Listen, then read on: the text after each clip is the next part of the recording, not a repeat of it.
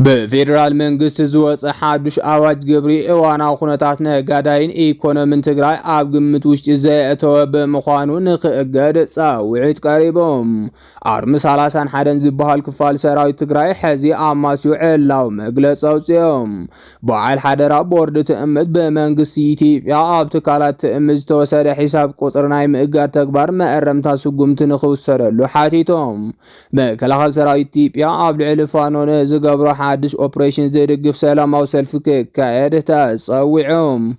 አርስተ ዜናና ነዚኦም ይመስሉ ነሮም እዚ ሕብረት ሚዲያ ኔትወርክ ዩ ዝኸበርኩም ተኻታተልትና ከሳም ወዳታ ሙሉ ትሕስተና ከተካታተልና በኸብረ እንደዓደምና ሕዚ ድማ ናብ ዋና ዝርዝር ዜናና ክንሓልፍ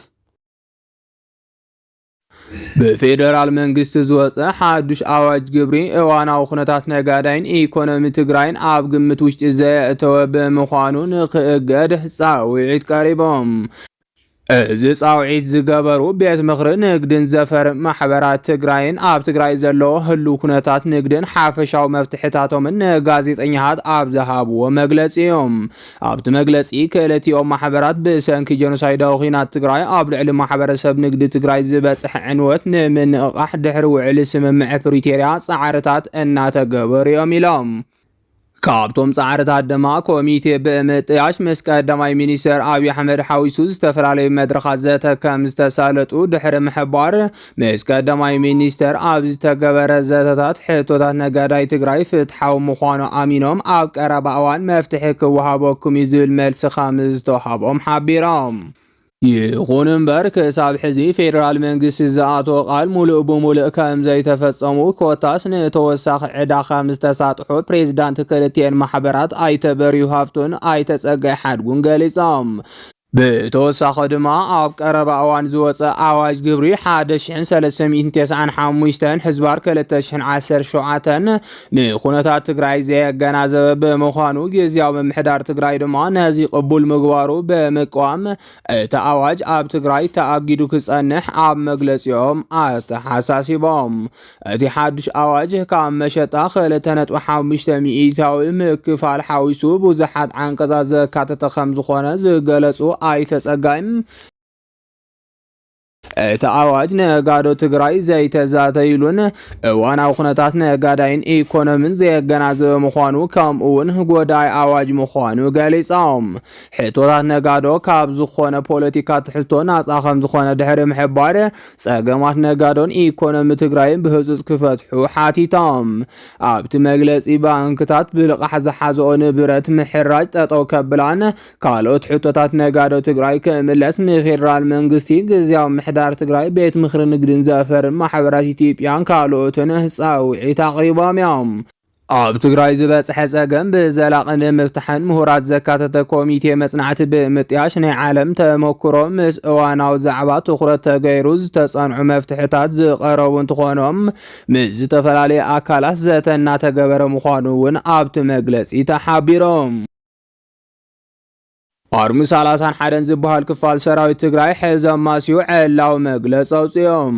ኣብ ውሽጥን ወጻኢን ዝነብር ህዝቢ ትግራይ ከምኡውን ነቲ እሙን ወሓስ ህላወናን ሰላምናን ዝኾነ ሓይሊ ጸጥታ ትግራይ መሪሕነቱን ኣቐዲመ እንኳዕ ናብ ዝዕለት ኣብጽሕና ኣብጽሐኩም ክብል ይፈቶም ብምቕጻል ኣብ ማሕበራዊ ሚድያ ዝውዛዕ ዘሎ ናይ ሓሰት ወረ ከይኣመንኩም ኣብ መትከልና ከም ዘለና ክሕብረኩም ይፈቶም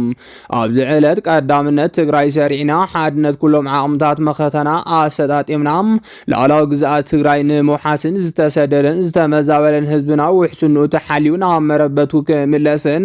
ናይ ሕውየትን ዳግመ ህንጸትን ስራሕትን ምስላጥን ዝተወደበን ቀጻልነት ዘለዎን ሰላማውን ፖለቲካውን ቃልሲ እናካየደሉን እናዓውተሉን ዓመት ክኸውን ይገባም ስለዚ ኩላትና ብልዑል ተበግሶን ተወፋይነትን እንሰርሐሉን ርኡይ ለውጢ እነመዝግበሉን ዓመት ክኸውን ኩልና እጃምና ንጻወት ውድብና ሕወሓት ንባህሪ እዚ መድረኽ ዝተረድአን ዝምጥንን ትሕዝቶን ኣካይዳን ብምሕንጻጽ ቀጻሊ ጉዕዞና ብዘተኣምን ንምምላስ ከም ወትሩ ልዑል ርብርብ ከም እትገብር እውን በዚ ኣጋጣሚ ክገልጽ ይፈቶም ህዝቢ በደናገርቲ ከይደናገር ኣብ ጎኒ ውላዱ ጠጠው ክብል ኣለዎ ክብል ኣዛዚ ኣርሚ 31 ወይ ድማ ሰላሊዓ ጀነራል ዘነበ ክፍለ መልእኽቱ ኣመሓላሊፉሎም በዓል ሓደራ ቦርድ ትእምት በመንግስቲ ኢትዮጵያ ኣብ ትካላት ትእምት ዝተወሰደ ሒሳብ ቁፅሪ ናይ ምእጋድ ተግባር መእረምታት ስጉምትን ክውሰደሉ ሓቲቶም። በዓል ሓደራ ቦርድ ትእምት ምክንያቱ ብዕሊ ብዘይተፈልጠ ኣገባብ ናይ ኩለን ትካላት ትእምት ናይ ባንክ ሒሳብ ካብ ሕዳር 24/2018 ዓመተ ምህረት ጀሚሮም ብጅምላ ከም ዝተዓፀወ ካብ ዝምልከቶም ባንክታት ከም ዝተገለጸን ኣፍሊጦም። እዚ ዝኾነ ዓይነት ናይ ፋይናንስ ምርመራ ኣብ ልዕሊ ዘን ትካላት ከይተኻየደ ብጅምላ ተወሲዱ ዘሎ ናይ ባንክ ሒሳብ ናይ ምእጋድ ተግባር ሕጋዊ ከም ዘይኮነ እቲ ቦርድ መረፃ ኣብ መግለፂኡ ሓቢሮም። እዚ ተግባር ብኹናት ካብ ዝበፅሐን ዕንወትን ክሳራን ንምሕዋይ ዝግበር ዘሎ ፃዕሪ ዘምክን ከም ዝኾነ ድማ እቲ በዓል ሓደራ ኣፍሊጦም። በዘን ኩባንያታት ዘመሓደሩ ብዓሰርተ ኣሽሓት ዝቁፀሩ ሰራሕተኛታት እውን ክብተኑ ዝገብረን ማሕበራዊ ቅልውላው ዘስዕብን እዩ ዝበለ እቲ መግለፂ መንግስቲ ኢትዮጵያ ኣብዘን ትካላት ዝተወሰደ ተግባር ዘይሕጋዊ ስለዝኾነ መእረምታ ስጉምቲ ንክውሰደሉ ሓቲቶም። እቲ መግለፂ ትካላት ትእምት ስራሕ ዕድል ኣብ ምፍጣር ኢኮኖሚያዊ ሕውየትን ዳግመ ህንፀትን ኣብ ምርግጋጽ ግብሪ መንግስቲ ኣብ ምዕባይ ኤክስፖርት ኣብ ምግፋሕ ዘለዎን ግደን ኣብ ግምት ብምእታዎም ከምኡውን ዘለዎን ጽፉፍ ስርዓት ኮርፖሬት ምሕደራ ኣብ ግምት ብምእታው ዝተዓፀወ ሒሳብ ብቕልጡፍ ክኽፈትን ስሩዕ ናይ ንግድን ኢንዱስትሪን ስርሕን ክቕፅላ እቲ በዓል ሓደራ በመግለፂኡ ሓቲቶም። ብመሰረት እዚ እውን እግድ ኣካውንት ትካላት ደደቢትን ኣደዳይ ማይክሮፋይናንስን እውን ተኣጊዱሎም። ፌደራል መንግስቲ ናብ ኩለን ባንክታት ናይ እግድ ደብዳቤ ጽሒፉሎም። ነስዒቡ ከዓ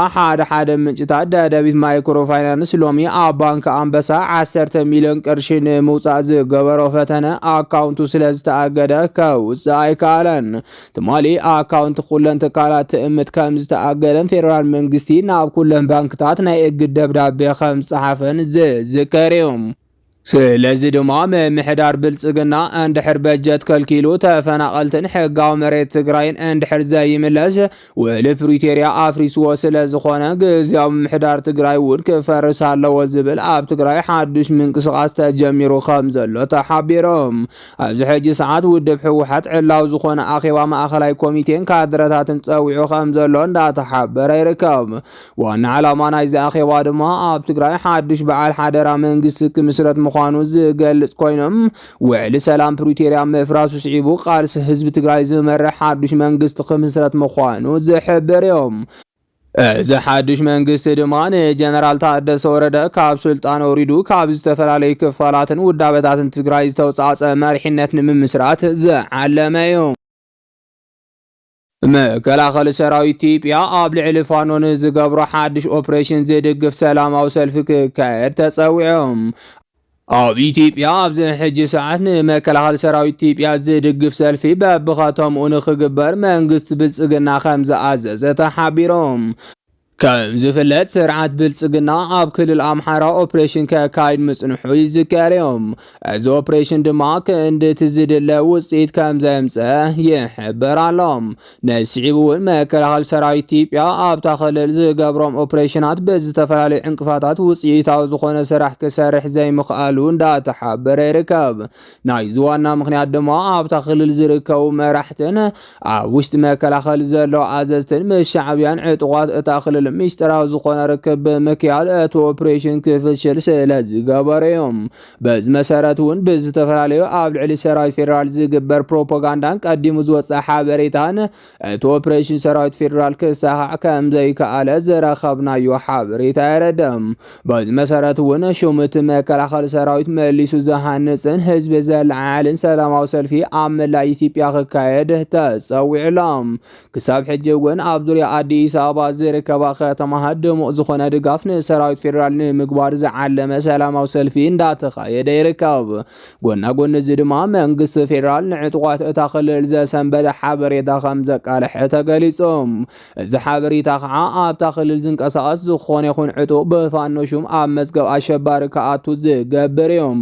ኣብ መላእ ኢትዮጵያ ሰላማዊ ሰልፊ እንትካየድ ድማ ንመከላኸሊ ሰራዊት ዝድግፍን ኣሸባሪ ፋኖ ዘውግዝን ክኸውን ከም ዝግባእ ተፀዊዑሎም። ነዚ ዕለት ዝበልናዮም ሓበሬታታት ኣብ ዘብቂዐሎ ንምክትታልኩም ነመስግን።